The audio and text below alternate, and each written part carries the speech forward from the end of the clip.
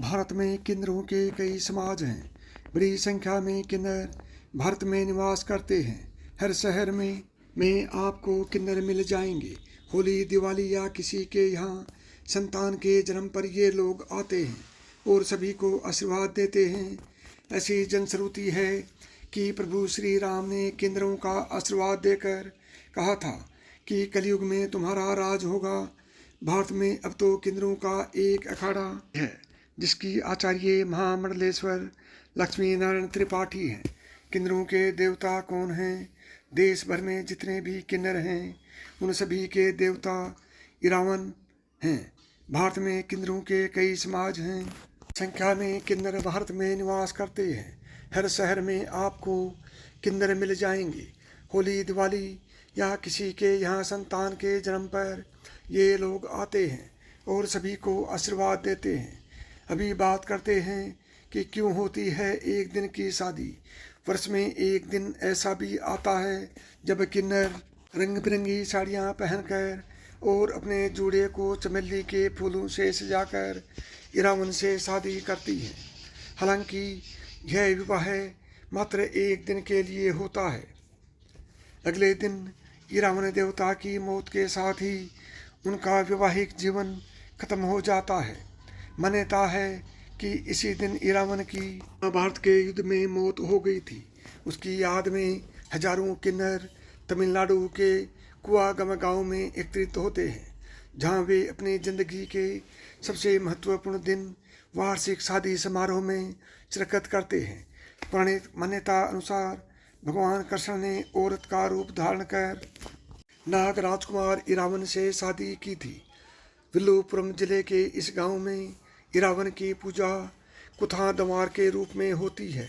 हजारों किन्नर इरावन की दुल्हन के रूप में शादी समारोह में शिरकत करती हैं और मंदिर के पुजारी ने उनकी गर्दन में कलेवा बंधवाती हैं। महाभारत के अर्जुन से क्या है कनेक्शन, यह भी जान लीजिए।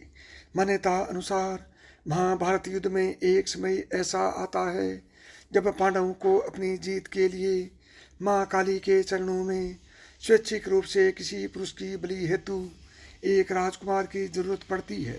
जब कोई भी राजकुमार आगे नहीं आता है तो इरावन खुद को इसके लिए प्रस्तुत कर देता है, लेकिन वह इसके साथ ही एक शर्त भी रख देता है कि वह अविवाहित नहीं मरेगा।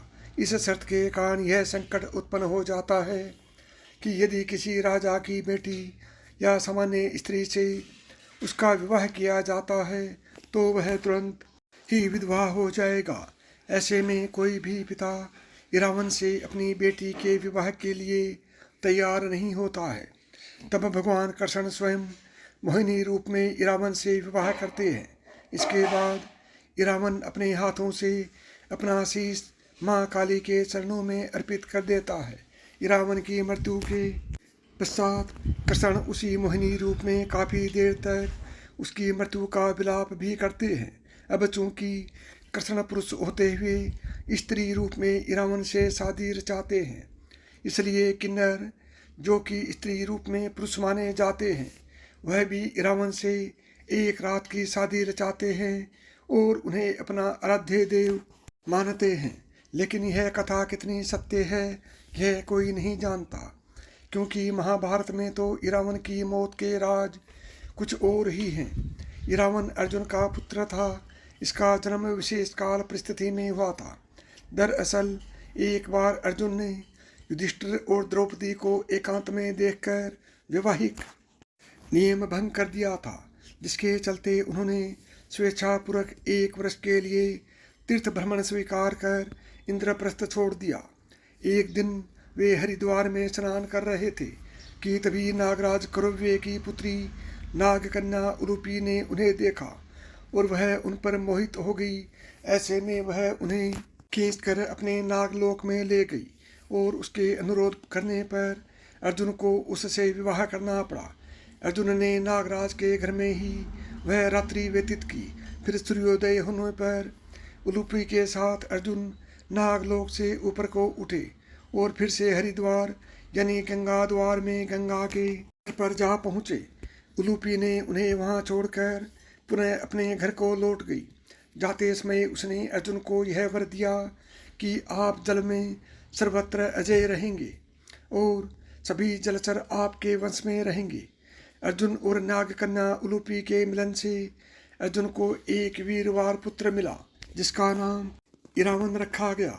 भीष्म पर्व के 90वें अध्याय में संजय धृतराष्ट्र को इरावन का परिचय देते हुए बताते हैं कि इरावन नागराज कौरवे की पुत्री उलूपी के गर्भ से अर्जुन द्वारा उत्पन्न किया गया था। नागराज की वह पुत्री उलूपी संतानहीन थी। उसके मनोनीत पति को गरुड़ ने मार डाला था जिससे वह अत्यंत दीन एवं दयनीय हो रही थी। एरातवंशी कौरवे नाग ने उसे अर्जुन को अर्पित किया और अर्जुन ने उसे नाग कन्या को भार्या रूप में ग्रहण किया था। इस प्रकार अर्जुन पुत्र उत्पन्न हुआ था। इरावान सदा मात्र कुल में रहा। वह नाग लोक में ही माता उलूपी द्वारा पाल पोस कर बड़ा किया गया और सब प्रकार से वहीं उसकी रक्षा की गई थी। इरावन भी अपने पिता अर्जुन की भांति रूपवान, बलवान, गुणवान और सत्य पराक्रमी था।